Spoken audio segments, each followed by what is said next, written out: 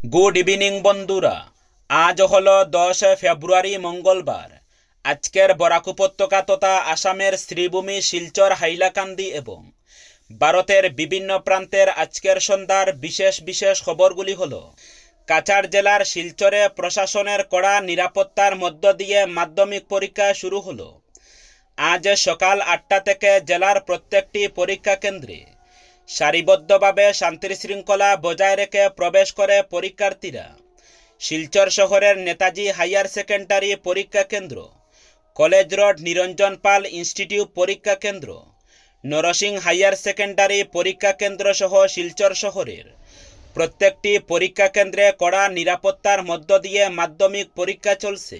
এবছর জেলায় মোট 26,385 জন ছাত্রছাত্রী মাধ্যমিক পরীক্ষায় অংশগ্রহণ করেছে। এর মধ্যে 11,568 জন ছাত্র এবং 15,017 জন ছাত্রী পরীক্ষায় বসছে।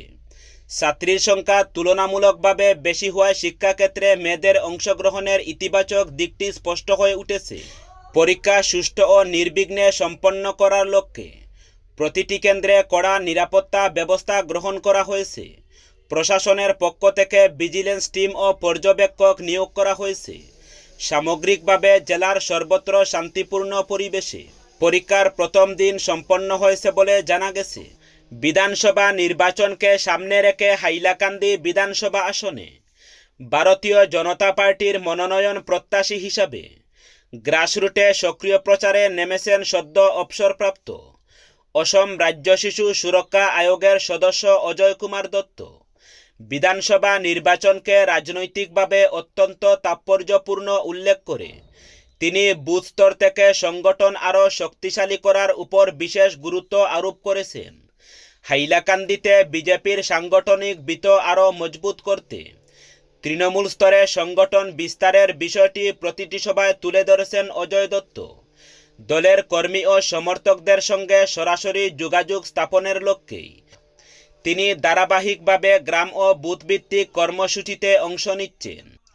এই ধারাবাহিকতার অংশ হিসাবেই সোমবার বিজেপির কালীনগর মণ্ডলের অন্তর্গত বার্নি ব্রিজ গ্রামে অজয় কুমার দত্তের প্রার্থিত্বের সমর্থনে এক জনসভার আয়োজন করা হয়। ভয়াবহ দুর্ঘটনায় নিমিষে শেষ হয়ে গেল সবকিছু।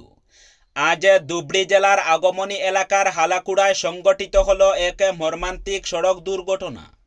এই ঘটনায় ঘটনাস্থলেই প্রাণ হারান 8 মাসের অন্তঃসত্ত্বা এক মহিলা। গুরুতরভাবে আহত হন চালকসহ আরও 2 জন যাত্রী। জানা গেছে, ধুবড়ী থেকে 17 নম্বর জাতীয় সড়ক ধরে আলিপুরদুয়ার স্টেশনের উদ্দেশ্যে রওনা হয়েছিলেন তারা। সেই সময় AS01BD4131 নম্বরের গাড়িটিকে WB579983 নম্বরের একটি ট্রাকে সজোরে ধাক্কা মারে। পরিবার সূত্রে জানা যায়, আলিপুরদুয়ার থেকে ট্রেনে করে পাটনা যাওয়ার কথা ছিল তাদের। নিহত মহিলার মামার বাড়ি রয়েছে পাটনায়। নিহত মহিলার নাম জিতাতিয়র বলে জানা গেছে। দুর্ঘটনায় গুরুতরভাবে আহত হয়েছেন শুভজিৎ সাহা, অঞ্জলি মাঝি এবং দিলীপ বিন। আহত 3 জনকে ধুবড়ী মেডিকেল কলেজ হাসপাতালে ভর্তি করা হয়েছে। দুর্ঘটনাগ্রস্ত পরিবারটির বাড়ি ধুবড়ীর পালপাড়া এলাকায় বলে জানা গেছে। ঘটনাকে ঘিরে এলাকা জুড়ে শোকের ছায়া নেমে এসেছে। সবাই এলাকার বিজেপি কর্মী সমর্থকদের উল্লেখযোগ্য উপস্থিতি লক্ষ্য করা যায়। 2026 সালের বিধানসভা নির্বাচনকে সামনে রেখে দক্ষিণ করিমগঞ্জ বিধানসভা কেন্দ্রে রাজনৈতিক তৎপরতা নতুন গতি পেয়েছে। এই ধারাবাহিকতায় রবিবার রাতে ফকিরবাজার এলাকায় নাগরিক ও যুব সমাজের উদ্যোগে এক জনসভা অনুষ্ঠিত হয়। এই জনসভাকে কেন্দ্র করে এলাকা জুড়ে দেখা যায় ব্যাপক উৎসাহ উদ্দীপনা, হাজার হাজার মানুষের স্বতঃস্ফূর্ত উপস্থিতি। এই সভাকে রূপ দেয় এক শক্তিশালী রাজনৈতিক বার্তাবাহকে। এই কেন্দ্রের সম্ভাব্য প্রার্থী অসম গণপরিষদের একনিষ্ঠ কর্মী দাইয়ান হোসেনের প্রতি বিপুল সমর্থন দেখা যায়। সভায় উপস্থিত জনতার সমর্থন ও আবেগগণ ছাড়া দক্ষিণ করিমগঞ্জের রাজনৈতিক সমীকরণে গুরুত্বপূর্ণ ইঙ্গিত দিচ্ছে বলে মনে করেছে রাজনৈতিক পর্যবেক্ষকরা। সভায় বক্তব্য রাখতে গিয়ে আইনজীবী দাইয়ান হোসেন উপস্থিত জনতার প্রতি কৃতজ্ঞতা প্রকাশ করেন এবং বৃহত্তর ফকিরবাজার এলাকার নাগরিক ও যুব সমাজের ভূমিকার বিষয়ে প্রশংসা করেন। তিনি বলেন এই এলাকার মানুষের উপস্থিতি ও বিশ্বাস তাকে আরও দায়িত্বশীল করে তুলেছে। জনসভায় বক্তব্যে উন্নয়ন, শিক্ষা, যুব সমাজের ক্ষমতায়ন, খেলাধুলার পরিকাঠামো গঠন ও দুর্নীতিমুক্ত প্রশাসনের বিষয়গুলো বিশেষভাবে উঠে আসে। দক্ষিণ করিমগঞ্জকে একটি উন্নত, স্বচ্ছ ও ভবিষ্যৎমুখী বিধানসভা কেন্দ্রে রূপান্তরের লক্ষ্য নিয়ে রাজনৈতিক লড়াইয়ে নামার ইঙ্গিত পাওয়া যায়। সরকার বিজেপির আবার বিরোধী দলপতিকে কটাক্ষ, এটা কী ধরনের রাজনীতি জমে উঠেছে রাজ্যে? মনে হচ্ছে গৌরবকে ভয় পাচ্ছেন মুখ্যমন্ত্রী হিমন্ত বিশ্ব শর্মা। রবিবার হাইলাকান্দিতে সাংবাদিক সম্মেলন ডেকে এমনই কঠোর কঠোর ভাষায় হিমন্তকে বিঁধলেন হাইলাকান্দি জেলা কংগ্রেসের সিনিয়র সহসভাপতি মনোজ মোহন দেব এবং জেলা কংগ্রেসের অন্যতম সাধারণ সম্পাদক জয়কুমার ঘোষ, টাউন মণ্ডল সভাপতি শৈবাল দেব প্রমুখ সহ বেশ কয়েকজনকে পাশে রেখে মনোজ বলেন, হিমন্তের পায়ের নিচে মাটি নেই, আর ২৬-এর বিধানসভা ভোটে হার দেখেই আবুল তাবুল বকছেন পাগলের মতো। প্রদেশ কংগ্রেসের সভাপতি গৌরব গগৈয়ের পাকিস্তান লিঙ্ক, এবার বললেন এজেন্ট। আবার দীর্ঘদিন থেকে তথ্য দেখানোর টালবাহানার পরপর তারিখ বদলানো, বিভিন্ন অজুহাত ও হেঙ্গি বেঙ্গি, এমনকি কংগ্রেস দলকে নিয়ে কটাক্ষ ও কুরুচিকর মন্তব্য ও সকাল বিকাল অজস্র ইস্যু তৈরি করে রাজ্যবাসীকে বিভিন্নভাবে বিশ্বের দরবারে অপমান করেছেন। একমাত্র হিমন্তের ক্ষমতার বদৌলতে টিকে রয়েছেন। মেঘালয়ের বরাপানি থেকে বরাক উপত্যকার ৫ গ্রাম পর্যন্ত এক্সপ্রেসওয়ের কাজ শুরু হচ্ছে এ মাসেই। প্রধানমন্ত্রী নরেন্দ্র মোদীর হাতে আনুষ্ঠানিকভাবে শিলান্যাস হবে এই কাজের। একথা জানিয়েছেন বরাক উপত্যকা উন্নয়ন এবং খাদ্য ও গণবণ্টন বিভাগের মন্ত্রী কৌশিক রায়।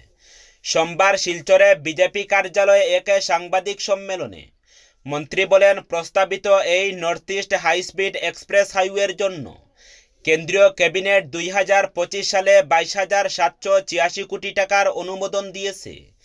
এই নির্মাণ কাজকে ৪টি প্যাকেজে হবে। এর মধ্যে 2টি প্যাকেজের টেন্ডার আহ্বান করা হয়েছে। আগামী বিধানসভা নির্বাচনে দক্ষিণ করিমগঞ্জ কেন্দ্রে রাজ্যের প্রাক্তন মন্ত্রী তথা বর্তমান বিধায়ক সিদ্দিক আহমদের ছেলে ডক্টর তৌসিফ রাসুলকে বিধায়ক পদে প্রার্থী করার আনুষ্ঠানিকভাবে ঘোষণা করলেন সিদ্দিক আহমদ। বারৈগ্রাম জেলা পরিষদের প্রাক্তন সদস্য আবু বকর সিদ্দিকের পৌরোহিত্যে বিধায়ক সিদ্দিক আহমদের বাড়িতে রবিবার এক কর্মী সভা অনুষ্ঠিত হয়। এতে বক্তব্য রাখতে গিয়ে দক্ষিণ করিমগঞ্জের বর্তমান বিধায়ক সিদ্দিক আহমদ বলেন, আগামী বিধানসভা নির্বাচনে অসমে আবার বিজেপি মিত্রজোটের সরকার গঠন করবে। মুখ্যমন্ত্রীর বিষয় প্রশংসা করে তিনি বলেন, হিমন্ত বিশ্ব শর্মা হলেন অসমের অদ্বিতীয় নেতা। তার দক্ষতার জন্য অসমের প্রতিটি কেন্দ্রে উন্নয়নের জোয়ার বইছে। বিশেষ করে দক্ষিণ করিমগঞ্জ কেন্দ্রের উন্নয়নের জন্য বিশেষভাবে সহযোগিতা করেছেন মুখ্যমন্ত্রী। বিধায়ক আরও বলেন, বর্তমানে রাজ্যের বিভিন্ন কেন্দ্রে উচ্ছেদের কাজ অব্যাহত রয়েছে। দক্ষিণ করিমগঞ্জ কেন্দ্রে একটি পরিবারকে উচ্ছেদ করা হয়নি, তার পরিবর্তে এই কেন্দ্রের কয়েকশো পরিবারকে জমির পাট্টা প্রদান করা হয়েছে। বর্তমানে ২৭টি জিপি নিয়ে দক্ষিণ করিমগঞ্জ কেন্দ্র গঠিত হয়েছে। আগামী বিধানসভা নির্বাচনে তার প্রতিদ্বন্দ্বিতা করা সম্ভব হবে না। রাজ্য বিধানসভা নির্বাচনে কাছাড়ের বড়খলায় প্রার্থী দেওয়ার সিদ্ধান্ত নিল নিখিল বিষ্ণুপ্রিয়া মণিপুরী মহাসভা, অনিল রাজকুমার গোষ্ঠী ও সহযোগী সংগঠনগুলো। রবিবার পশ্চিম কচুদরমের বিষ্ণুপ্রিয়া মণিপুরী ভবনে অনুষ্ঠিত এক সভায় এই সিদ্ধান্ত নেওয়া হয়। সভায় মহাসভা ছাড়াও উপস্থিত ছিলেন বিষ্ণুপ্রিয়া মণিপুরী ছাত্র সংস্থা, গণসংগ্রাম পরিষদ, মহিলা সংস্থা এবং প্রাক্তন সৈনিক সংস্থার কর্মকর্তারাও। সভায় সিদ্ধান্ত নেওয়া হয় সমাজের বিভিন্ন দাবি দেওয়া আদায়ের লক্ষ্যে প্রার্থী করা হবে মহাসভার কার্যকরী সাধারণ সম্পাদক গোপীদাস সিনহাকে। তবে মহাসভা বা সহযোগী সংগঠনগুলো যেহেতু অরাজনৈতিক, তাই গোপীদাস লড়বেন নির্দল প্রার্থী হিসাবে। সভায় আরও সিদ্ধান্ত নেওয়া হয় ২১ ফেব্রুয়ারি গোপীদাসের সমর্থনে প্রচার অভিযান শুরু হবে শালচাপড়া জিপির গাগড়া গ্রামের মণ্ডপ থেকে। আসন বাগাবাগির ফলে শ্রীভূমি জেলার দক্ষিণ করিমগঞ্জ আসনটি অসম জাতীয় পরিষদের দখলে যাওয়ার সম্ভাবনা দেখা দিচ্ছে। হুজাইতে দলের সভাপতি লুরিনজ্যোতি গগৈর উপস্থিতিতে অনুষ্ঠিত একটি সভার পর এমন সম্ভাবনার কথা জানা গেছে। সংগঠনের শ্রীভূমি জেলা কমিটির সাধারণ সম্পাদক আবদুল্লাহ আল মাহফুজ চৌধুরী জানান, দক্ষিণ করিমগঞ্জে দল প্রার্থী দেবে, এ নিয়ে কথা প্রায় পাকা হয়ে গেছে। এছাড়া হাইলাকান্দি জেলার আরেকটি আসনে দল প্রার্থী দেবে বলে তিনি জানান। জানা গেছে কংগ্রেসের সঙ্গে জোটে রয়েছে এজিপি। এর ফলে রাজ্যের বেশ কয়েকটি আসনে জোটে সঙ্গী হিসাবে প্রার্থী দেবে দল। লুরিনজ্যোতি গগৈ নিজেও বিধানসভা নির্বাচনে প্রতিদ্বন্দ্বিতা করবেন। বরাকের দুটি আসনে প্রার্থী দেওয়ার সিদ্ধান্ত দল নিয়েছে বলে একটি সূত্রে জানা গেছে। লায়ন্স ক্লাব অফ শিলচর সেন্ট্রালের ব্যবস্থাপনায় আগামী 12 ফেব্রুয়ারি বৃহস্পতিবার কাছাড় জেলার কালাইনস্থিত ডিগাবর চা বাগানে নাচগড়ে বিনামূল্যে এক ক্যাটারেক্ট ছানি শনাক্তকরণ শিবিরের আয়োজন করা হয়েছে। শিবিরের সহযোগিতায় রয়েছে ডিগাবর চা বাগান। শিবিরটি বেলা 10টা থেকে দুপুর 2টা পর্যন্ত চলবে। ইচ্ছুক রোগীদের ওই দিন সকাল 8টার পর শিবিরে উপস্থিত হয়ে ক্রমিক নম্বরের টোকেন সংগ্রহ করতে হবে। শিবিরে কেবল 225 জন রোগী দেখা হবে বলে জানানো হয়েছে।